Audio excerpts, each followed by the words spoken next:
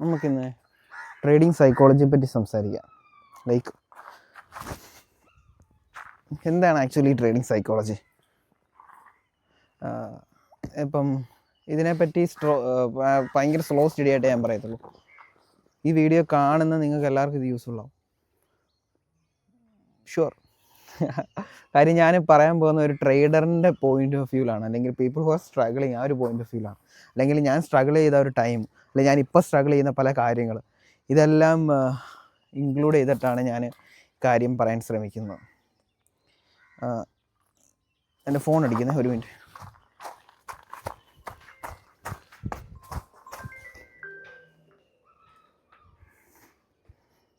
It's okay.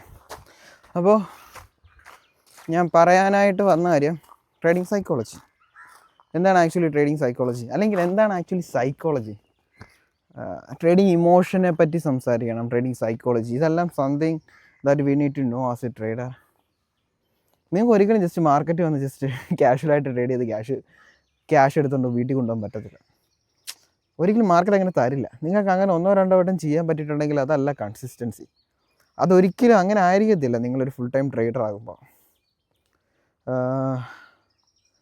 ഇതിൽ കുറേയേറെ കാര്യങ്ങളുണ്ട്. ഐ മീൻ നിങ്ങളുടെ ഫൈനാൻഷ്യൽ സിറ്റുവേഷൻ, നിങ്ങൾ എത്രത്തോളം വെൽത്താണ്, നിങ്ങളുടെ ഏജ് എന്താണ്, അതുപോലെ നിങ്ങളുടെ ബാരിയേഴ്സ്, ഇതെല്ലാം ഡിപ്പെൻഡ് ചെയ്യും. സോ ഇതെങ്ങനെ ആക്ച്വലി നിങ്ങൾക്ക് ക്രാക്ക് ചെയ്യാൻ പറ്റും? നിങ്ങളൊന്ന് ആലോചിച്ച്, ലോട്ട് മെനി പീപ്പിൾ ഈ ഒരു ഏരിയയിൽ സ്ട്രഗിൾ ചെയ്യാണ്. See how many people are making money out of it. Just imagine. എല്ലായിടത്തും നിങ്ങൾക്ക് കാണാം, അത് ചെയ്, ഇത് ചെയ്, ഈ സ്ട്രാറ്റജി, ആ strategy, what ever your strategies, what ever your setup. But at the end of the day നിങ്ങളുടെ അക്കൗണ്ടിലേക്ക് ക്യാഷ് വരുമ്പോൾ ഒരുത്തിനും ചോദിക്കത്തില്ല നീ ICT ട്രേഡർ ആണോ അതോ പാറ്റേണിലാണോ നീ ട്രേഡ് ചെയ്തിരുന്നത്. അതൊരു വലിയൊരു ഫാക്റ്റാണ്.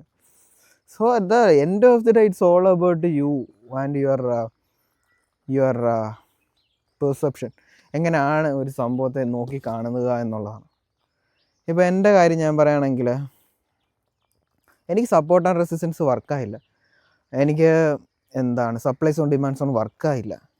I started watching ICT. എനിക്കത് ക്ലിക്കായി തുടങ്ങി.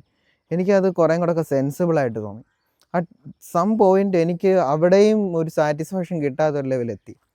സോ ഐ സ്റ്റാർട്ടഡ്, ഞാൻ ICTയിൽ നിന്ന് പതിയെ മാറാൻ തുടങ്ങി. ഞാൻ എൻ്റേതായിട്ടുള്ളൊരു സെറ്റപ്പ് ബിൽഡപ്പ് ചെയ്തു.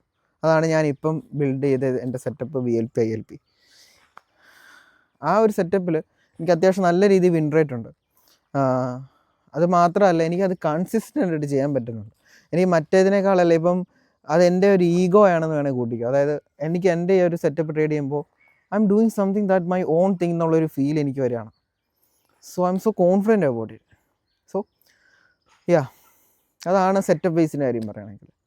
സൈക്കോളജിയിലേക്ക് വരുമ്പോൾ 2 രീതിയിൽ നമുക്കിത് പറയാം. ഒന്ന്, the person who are trading prolong, അതായത് ഇപ്പം എന്നെപ്പോലുള്ള ഒരാളാണെങ്കിലോ, അല്ലെങ്കിൽ ട്രേഡിങ് കരിയറായിട്ട് തന്നെ ചൂസ് ചെയ്ത് അത് മുമ്പോട്ട് കൊണ്ടുപോകുന്ന ഒരാളാണെങ്കിലോ, അല്ലെങ്കിൽ ഇതിനു വേണ്ടി സ്ട്രഗിൾ ചെയ്യുന്ന ആൾക്കാർ. ഇങ്ങനെ 2 പേരെ നമുക്ക് കൺസിഡർ ചെയ്യാം.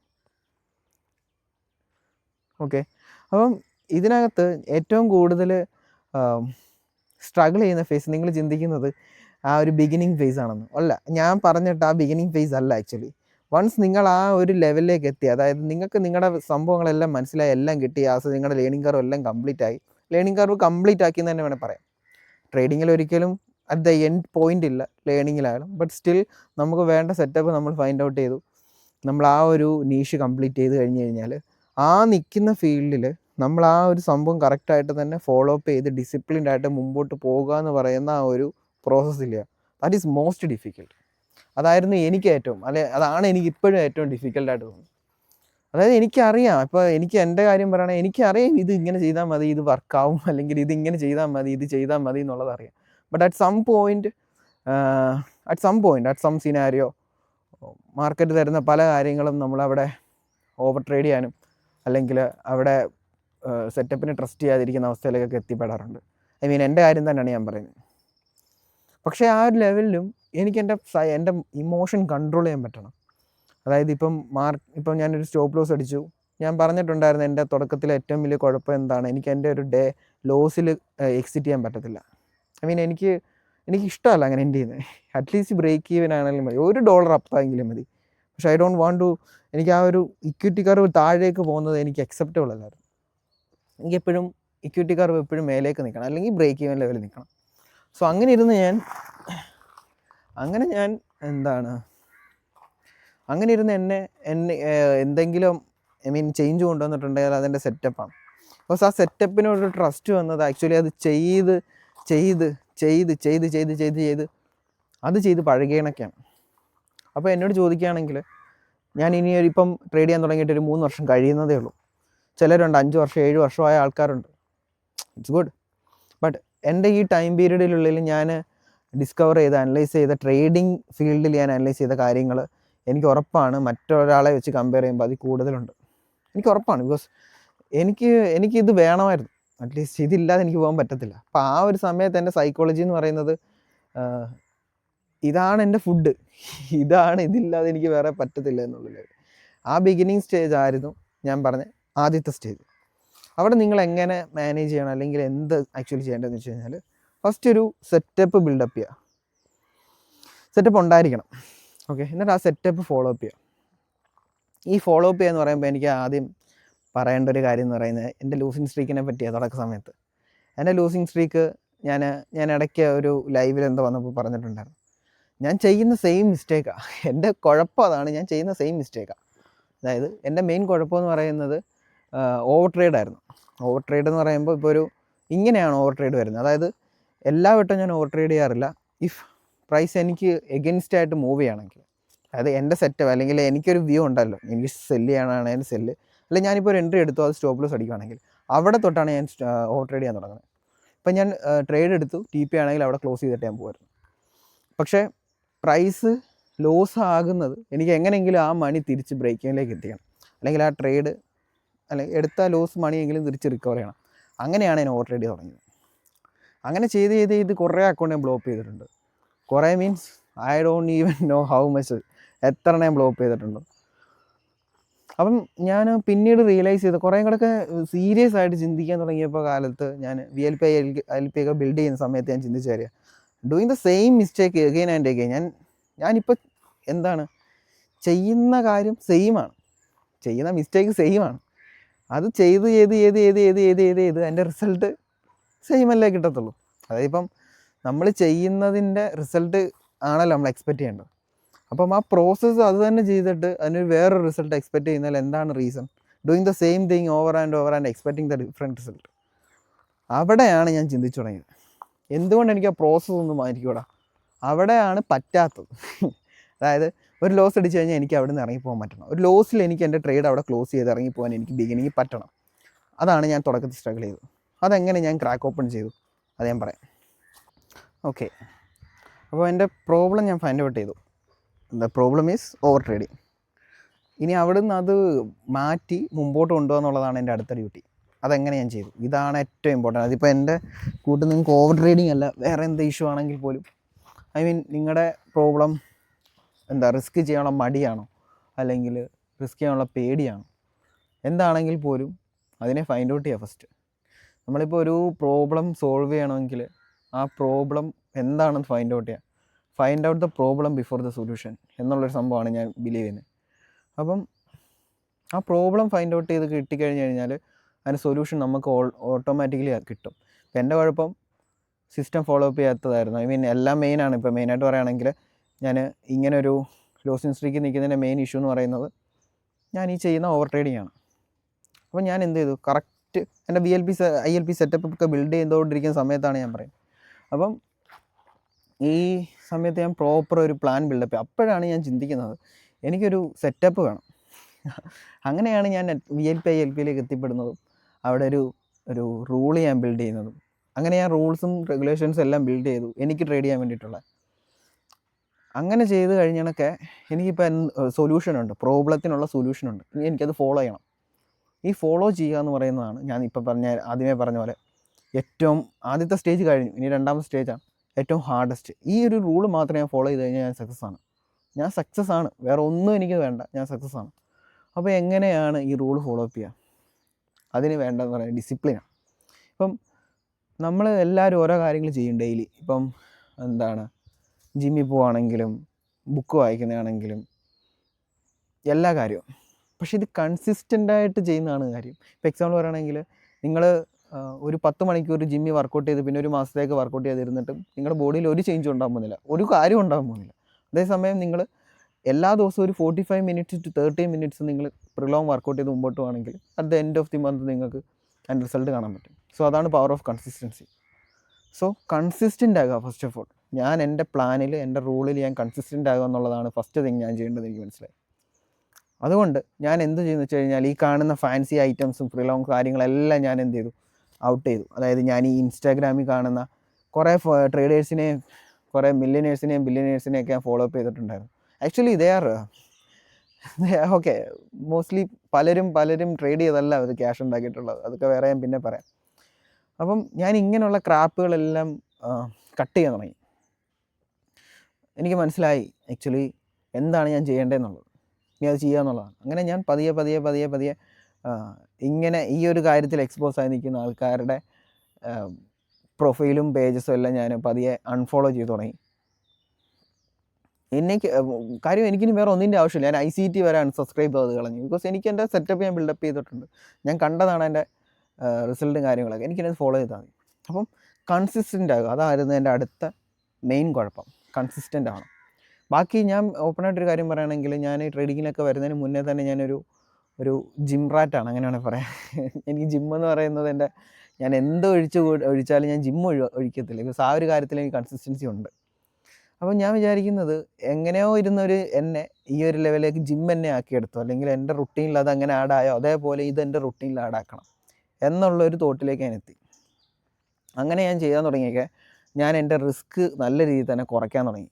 അതായത് എനിക്ക് വലിയ എമൗണ്ട് കാണുമ്പോൾ കിട്ടുന്ന ഒരു ഡോപ്പോമൈൻ കിക്ക്, പ്രോഫിറ്റ് ഉണ്ടാകുമ്പോൾ കിട്ടുമ്പോൾ ഡോപ്പോമൈൻ കിക്കും, അല്ലെങ്കിൽ താഴെ അക്കൗണ്ട് താഴെ പോകുമ്പോൾ, അതായത് ഇക്വിറ്റി കർവ് താഴെ പോകുമ്പോൾ എൻ്റെ ഉള്ളിലുണ്ടാകുന്ന ആ ഒരു വിഷമമില്ല, കോർട്ടിസോളിൻ്റെ അളവും മാനേജ് ചെയ്യാൻ വേണ്ടിയിട്ട് ഞാൻ എന്ത് ചെയ്തു, എൻ്റെ റിസ്ക് ഡ്രോപ്പ് ചെയ്തു. റിസ്ക് ഡ്രോപ്പ് ചെയ്തപ്പോൾ എനിക്ക് കിട്ടിയ ഏറ്റവും വലിയൊരു അഡ്വാൻറ്റേജ് എന്ന് പറയുന്നത് എനിക്ക് എൻ്റെ സിസ്റ്റം ഫോളോ ചെയ്യാൻ പറ്റുന്നുണ്ട്. സോ എനിക്ക് മനസ്സിലായി ഈ ഫസ്റ്റ് കാണുന്ന ആ ഒരു പെട്ടെന്നുള്ള ഗ്രീഡ്, അല്ലെങ്കിൽ പെട്ടെന്ന് അക്കൗണ്ട് ഡൗൺ പോകുമ്പോൾ തിരിച്ചെടുക്കാനുള്ള ആ ഒരു ഏജൊക്കെയാണ് മെയിൻലി എന്നെ കൊണ്ട് ഇതെല്ലാം ചെയ്യിപ്പിച്ചെന്നുള്ളത്. അങ്ങനെ പതിയെ ഞാൻ എൻ്റെ റിസ്ക് കട്ട് ഡൗൺ ചെയ്യാൻ തുടങ്ങി. ഈവൻ ഞാൻ 1% പോലും ഞാൻ റിസ്ക് ചെയ്യുന്നില്ലായിരുന്നു ദാറ്റ് ടൈം. അങ്ങനെ പതിയെ ലോ റിസ്കിൽ ഞാൻ ട്രേഡ് ചെയ്ത് മുമ്പോട്ട് പോയപ്പോൾ എനിക്ക് എന്ത് ചെയ്യാൻ പറ്റി, കുറേ കൂടെയൊക്കെ ഈ ഒരു സിസ്റ്റത്തിൽ ഒരു പ്ലാൻ മുമ്പോട്ട് കൊണ്ടുപോകാൻ പറ്റി. അങ്ങനെ ഞാനത് പതിയെ എൻ്റെ റുട്ടീനാക്കി എടുത്തു. അങ്ങനെ അതിൻ്റെ ഒരു ബ്യൂട്ടി കണ്ട് അതിൻ്റെ ആ ഒരു കൺസിസ്റ്റൻ്റായിട്ട് നിന്നതിൻ്റെ ബെനിഫിറ്റ്സ് എനിക്ക് കിട്ടിത്തുടങ്ങി. അതൊരു വലിയൊരു ചേഞ്ചായിരുന്നു എനിക്ക്. അതായത് ഇപ്പം നമ്മൾ എന്തെങ്കിലും ഒരു കാര്യം ചെയ്യുമ്പോൾ അതിൻ്റെ റിവാർഡ് കിട്ടുന്നിടത്താണ് നമ്മളെ അത് പിന്നെയും ചെയ്യിക്കാനുള്ള ഒരു മോട്ടിവേഷൻ കിട്ടുന്നത്. അപ്പം എനിക്ക് ആ ഒരു റിവാർഡ് കിട്ടിയത്,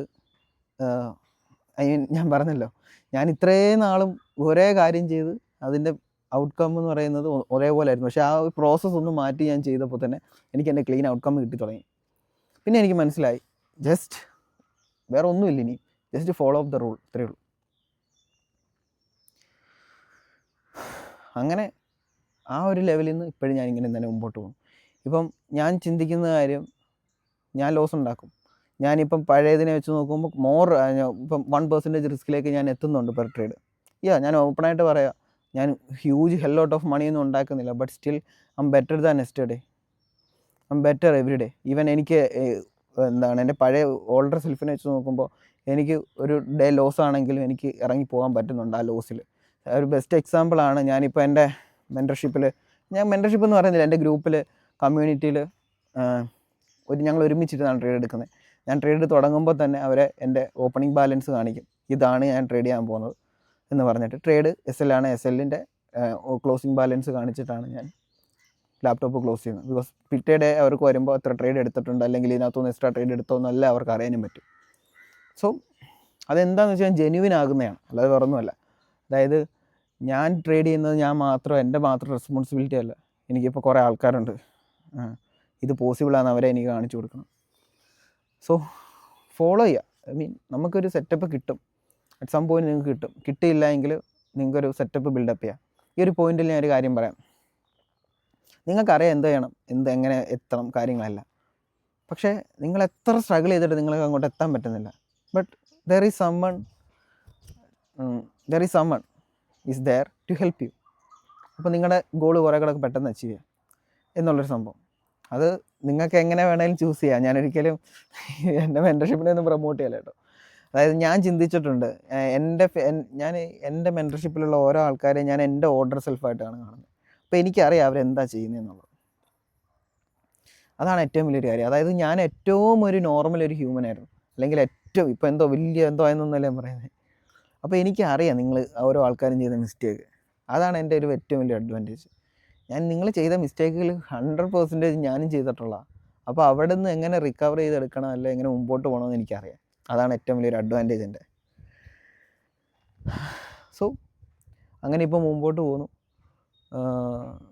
സംടൈംസ് എനിക്ക് ആ ഒരു കിക്ക് ഉണ്ടാവും, ട്രേഡ് എടുക്കുമ്പോൾ ലോസ് ആകുമ്പോൾ ട്രേഡ് എടുക്കണം. പക്ഷേ അവിടെ ഞാൻ എൻ്റെ മൈൻഡിനെ ഞാൻ കൺട്രോൾ ചെയ്യുന്നു.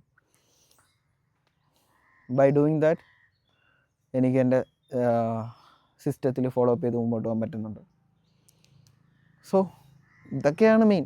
വേറെ ഒന്നുമില്ല. വേറെ ഒരു ഫാൻസി സംഭവങ്ങളോ അല്ലെങ്കിൽ നിങ്ങൾ ഒരു അഗൈൻ ഒരു കാര്യമോടെ ഞാൻ പറയാം, ഒരു സെറ്റപ്പാണ് ഏറ്റവും important. If you have A setup, ഞാൻ പറയുന്ന പാറ്റേൺ അല്ല.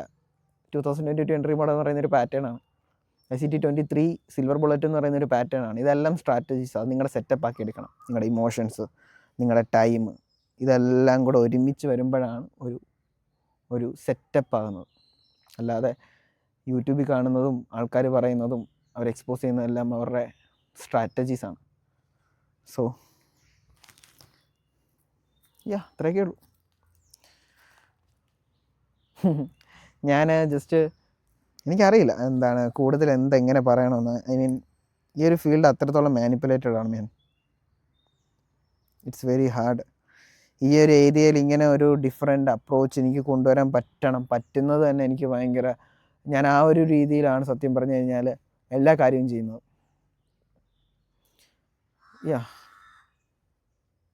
So that's it. ബൈ.